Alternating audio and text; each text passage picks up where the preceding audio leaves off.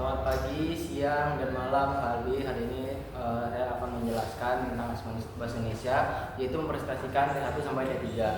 Oke, untuk yang pertama itu ada T1. T1 itu saya membuat telur balado dengan materi bahasa Indonesia, yaitu teks prosedur. Tujuan untuk membuat video untuk langkah-langkah telur balado ini, itu membuat telur balado dengan hal simpel, dengan langkah-langkah yang simpel tetapi juga mempunyai rasa yang nikmat. Oke, untuk bahan-bahannya itu ada 5 butir telur, 7 buah cabai rawit, 2 buah tomat, 2 buah bawang putih, 6 siung bawang merah, 2 sendok teh gula, setengah sendok teh garam, 2 bungkus Royco, setengah sendok teh lada, 440 ml air, dan 4 sendok teh minyak.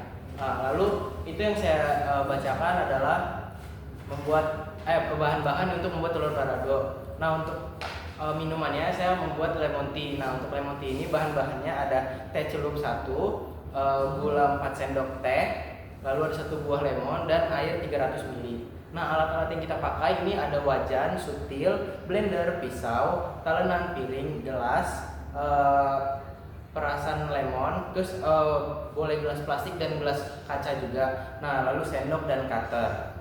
Untuk langkah-langkahnya, pertama kita masukkan cabai, tomat, bawang merah, dan bawang putih, dan juga air sedikit ke dalam blender. Kita blender itu di 2 menit. Lalu masukkan telur ke dalam air setengah mendidih. Tunggu hingga 10 menit hingga matang. Lalu telur tersebut dikupas dan digoreng hingga keemasan. Kemudian tuangkan minyak dan bumbu yang sudah dihaluskan ke dalam wajan tadi. Selanjutnya tuangkan lada, Royco, garam, dan gula ke dalam wajan. Setelah itu aduk merata sehingga bumbunya mengental. Terakhir, siapkan piring dan telur balado siap disajikan dengan nasi. Oke, untuk langkah-langkah membuat lemon tea itu ada satu buah lemon itu kita potong menjadi 2, lalu diperas di perasan lemon tadi. Lalu kita buat teh dengan memasukkan 4 sendok teh gula dan masukkan 1 teh celup. Nah, masukkan air sebanyak 150 ml, itu airnya air panas atau air hangat, dan diaduk. Setelah gula melarut, tuangkan air lagi 150 ml di gelas tersebut. Nah, terakhir masukkan perasan air lemon ke dalam teh, dan lemon tea siap diminum. Oke, untuk kesimpulannya, membuat telur balado itu sebenarnya gampang, mudah, asal bisa tahu langkah-langkahnya, dan ketika sudah tahu langkah-langkahnya itu kita bisa mendapatkan rasa yang nikmat dan enak gitu. Nah, lalu kalau bisa siang dengan sambal balado itu kan makannya enaknya pakai nasi, jadinya sebisa mungkin makan tuh jangan cuma telur baladonya, atau karbonya itu jangan kentang, tapi kalau bisa nasi, karena itu memang kombinasi yang enak. Oke, untuk selanjutnya kita akan menyajikan T2-nya. Nah, untuk T2-nya aku mau bawain tentang teks eksplanasi dari novel Laut Bercerita. Untuk pernyataan umumnya, novel Laut Bercerita ini adalah novel yang historis, yaitu novel ini berceritakan di masa sejarah Indonesia, yaitu pada masa Orde Baru. Hal ini menjadi fenomena yang tragis karena pada masa Orde Baru di novel itu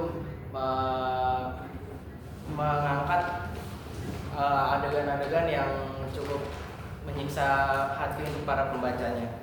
Lalu ada urutan sebab akibatnya. Nah, sudut pandang Biru Laut ini. Nah, Biru Laut ini adalah merupakan salah satu aktivis yang ada di novel tersebut pada masa itu. Dia itu mempunyai kelompok, yaitu Winatra. Nah, Winatra ini merupakan satu kelompoknya Laut Biru, menjadi aktivis yang untuk mengkritik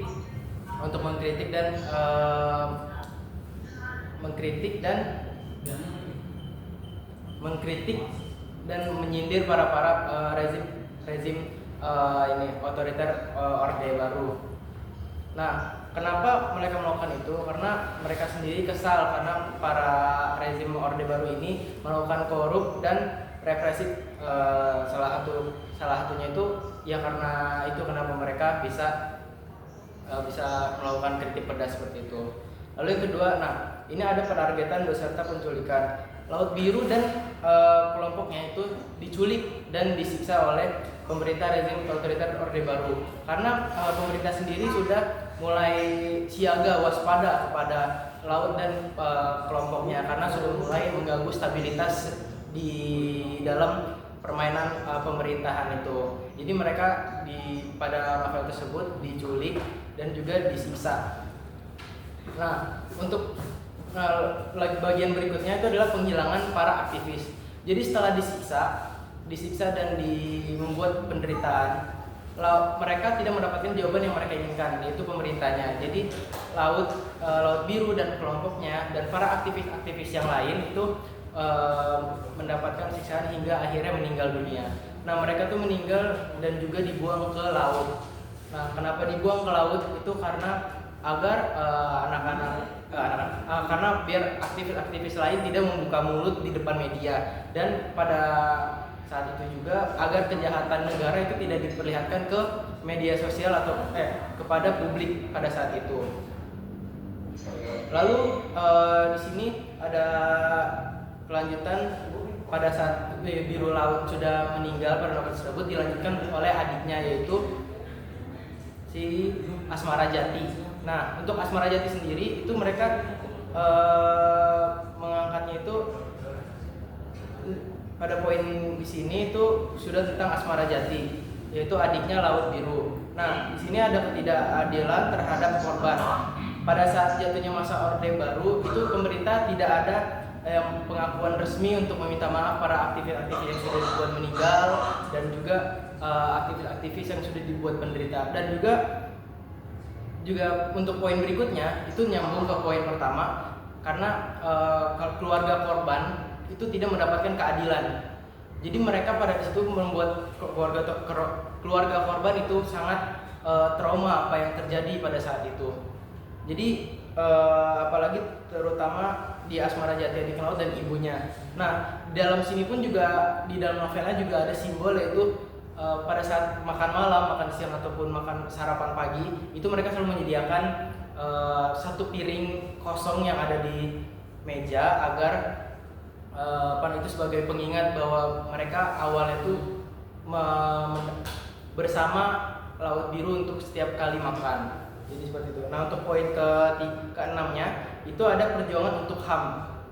Nah, setelah keluarga sudah berkumpul segala macam, itu mereka bersatu untuk membuat kelompok advokasi yang bertujuan untuk memperjuangkan keadilan dan kebenaran untuk para aktivis yang sudah dibuat meninggal tadi, dan juga jasadnya dibuang di lautan. Mereka di tengah-tengah negara yang selalu lambat untuk membantu masyarakat, lambat untuk membuat menindak lanjuti untuk masalah-masalah pemerintahannya, mereka membuat semacam diskusi dan juga pokoknya memperjuangkan HAM mereka. Lalu yang terakhir itu ada yang interpretasinya atau kesimpulannya. Jadi pada novel Bersa ini kesimpulan itu adalah sebenarnya sebuah peringatan keras untuk pemerintahan di negara, karena untuk sebuah negara itu memiliki bayaran mahal untuk mendapatkan demokrasi gitu. Jadi kalau bercerita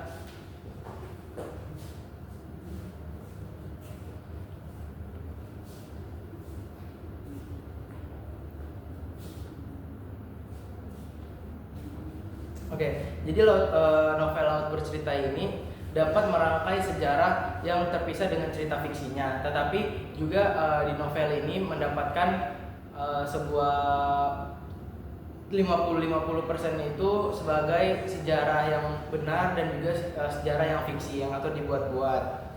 Jadi Chudori selaku pembuat novel ini juga memastikan bukan hanya korban yang mendapatkan penderitaan, tapi juga keluarga korban. Jadi di sini mereka menjelaskan juga di novel itu untuk memastikan bahwa kalau pembuatan aktivis ini yang dibuat penderitaan, yang buat dibunuh dan juga dibuang jasadnya, itu yang menderita bukan hanya korban, tetapi juga keluarganya. Keluarganya juga memiliki hati yang akhirnya trauma dan akhirnya kebanyakan itu depresi. Lalu kita lanjut ke T3. T3 ini yang pertama ada abstrak. Jadi abstrak itu Ini pembuatan artikel ini itu menganalisis bercerita tentang karya Leila S. Chudori. Nah, ini dengan topik sejarah Indonesia. Peristiwa penghilangan aktivis ini di aktivis mahasiswa yang di akhir masa Orde Baru ini merupakan fenomena yang lumayan tragis atau bisa dibilang sangat tragis karena menempatkan tentang kemanusiaan dan trauma untuk korban maupun keluarganya. Lalu ada latar belakang.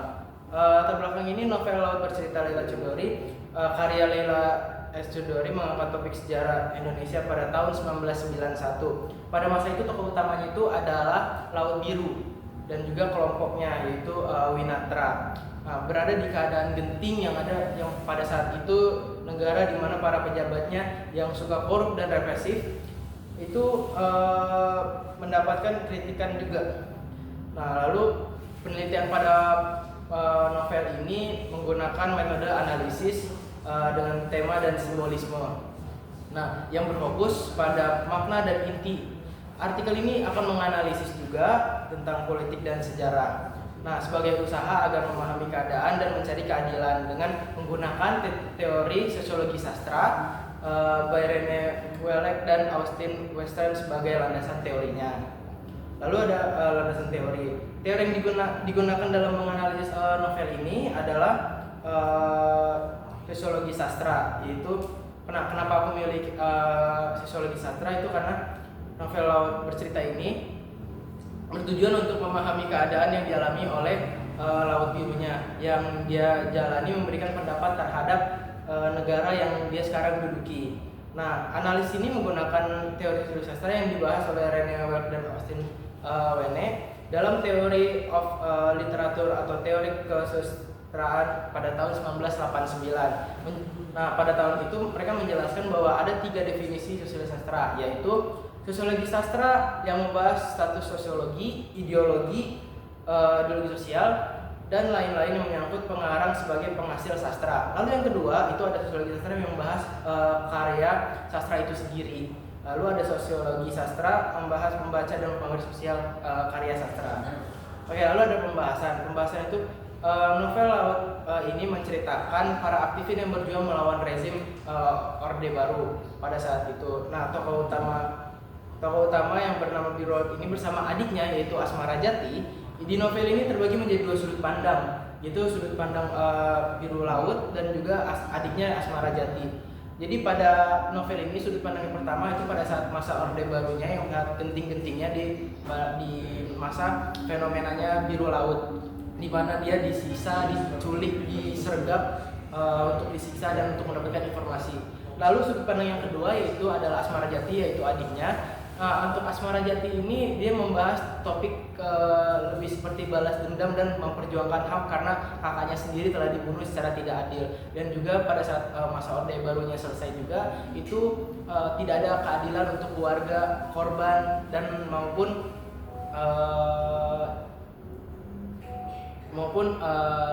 ketidakadilan bagi pelaku pada saat penyiksaan tersebut. Nah, teori sosiologi sastra, kita lanjut ke sini. Pada teori ini melihat karya sastra untuk menjadi gambaran dan realitas sosial dan budaya. Nah, beserta sebagaimana sastra berinteraksi dengan masyarakatnya dalam konteks yang berkonteks itu untuk yang berkuasanya.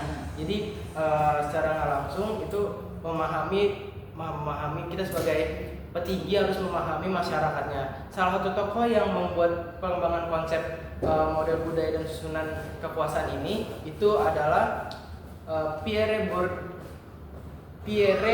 Bourdieu. Di sosial sastra ini seringkali menegaskan bahwa sastra bukanlah sebuah produk estetika tetapi juga produk sosial yang membuat pesan terkait kondisi dan konflik masyarakat yang ada. Oke, kita lanjut Laut Bercerita dengan pendekatan sosiologi sastranya. Yang pertama itu adalah aktivis yang melakukan pengamatan dan penilaian tegas untuk sistem pada masa Orde Baru. Nah, untuk kutipannya itu ada di halaman 61, yaitu Orde Baru, kata sang penyair telah menjadi kerajaan absolut. Lalu yang kedua itu adalah novel lewat bercerita menggambarkan kondisi sosial dan politik yang ada di Indonesia, tepatnya pada masa Orde Baru, terutama pada saat terjadi penghilangan para aktivis mahasiswa yang secara misterius. Hal tersebut memperlihatkan sebuah karya sebagai fakta sosial menjadi pelanggaran HAM yang berat dan konflik antara masyarakat dan juga pemerintah Indonesia. Nah, untuk kutipannya ada di halaman 201, yaitu jika saja aku tidak kesakitan luar biasa setelah disetrum, aku ingin sekali tertawa terbahak-bahak. Kami menentang Orde Baru, itu jelas itu adalah rezim keji. Oke, yang ketiga itu ada novel laut bercerita menggambarkan para aktivis rezim yang memegang kuasa yang tidak bisa diubah lagi gitu. Jadi melalui perjuangan Laut Biru dan Asmara Jati ini, mereka melihat bagaimana struktur sosial dan siapa yang berkuasa untuk mempengaruhi hubungannya. Nah, untuk kutipannya itu ada di halaman 138, yaitu apa yang bisa kita lakukan untuk mengguncang sebuah rezim yang begitu kokoh, berdiri lama puluhan tahun dengan fondasi militer yang sangat kuat. Lalu yang kelima itu adalah bercerita menampilkan bukan hanya sekedar karya seni, tetapi juga sebagai alat untuk mengungkapkan dan melawan ketidakadilan.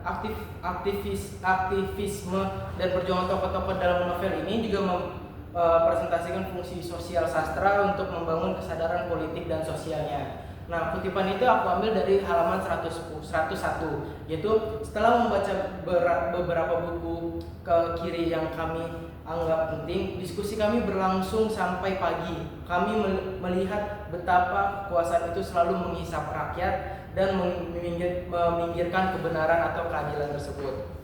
Nah, selanjutnya ada gambar yang diperlihatkan di dalam novel bercerita ini adalah idealisme aktivis dan memberikan suara untuk demokrasi dan keadilan pada saat rezim otoriter tersebut. Penyiksaan fisik, penyiksaan mental yang dialami laut pada saat laut dan kelompok-kelompok aktivis lainnya itu bisa dibilang menunjukkan kekejaman rezim pada Orde Baru tersebut. Itu kekejaman yang sangat luar biasa. Nah, kutipannya itu aku ambil dari 201, yaitu jika halaman 201 sama seperti tadi, itu jika saja aku tidak kesakitan luar biasa setelah disetrum, aku ingin kembali tertawa terbahak-bahak. Kami ingin menentang Orde Baru karena jelas itu adalah rezim keji. Lalu berikutnya adalah ikatan batin. Ikatan batin mendukung moral untuk semua aktivis, bahkan saat ada di dalam situasi yang penting ataupun sulit dan maupun terancam. Nah, untuk kutipannya itu aku ambil dari halaman 152, yaitu semua bagian dari kami. Kami tak akan bisa membiarkan satupun orang tertinggal. Wow. Oke, untuk selanjutnya itu situasi yang genting yang menggambarkan pada saat penculikan dan penargetan Laut Biru dan kelompoknya ini di titik balik yang tragis. Nah, untuk kutipannya itu aku ambil dari halaman 189. Di depan pintu tiga lelaki berpakaian preman berdiri, mereka menggeram lalu berbicara, ikuti kami, ikut dengan kami. Jadi di sini menceritakan kayak kita lagi di sebuah ruangan, tiba-tiba di depan pintu itu ada 3 orang asing yang berteriak ataupun ngegas gitu, meninggikan suara untuk ikut dengan mereka. Lalu selanjutnya ada pada kenyataan di sosial politik ini, aktivis buku yang membaca buku kritis atau yang membuat kita menjadi critical thinking, pemerintah menganggap itu sebuah tindakan yang subversif atau mengganggu keamanan yang ada di negara tersebut. Kutipan ini aku ambil dari halaman 121, yaitu membawa fotokopi buku karya Pramoedya Ananta sama saya dengan menenteng bom gitu. Jadi mereka tidak mau sewaktu-waktu pada saat warganya membaca buku yang kritis, jadi mereka mempunyai pikiran yang kritis, bisa melawan untuk negara itu sendiri.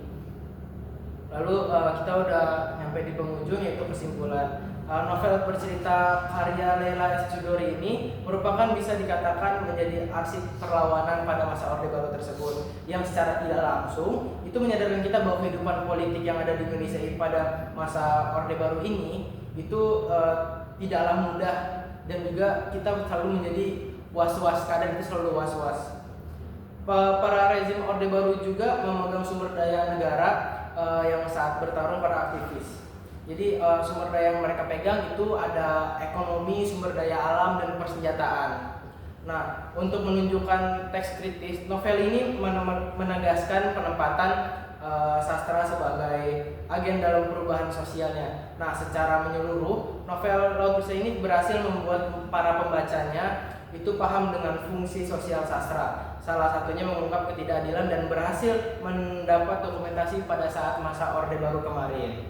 Untuk daftar pustakanya itu ada buku novelnya sendiri, yaitu Laut Bercerita karya Tutorial pada tahun 2017. Lalu sebenarnya ada satu lagi daftar pustakanya, yaitu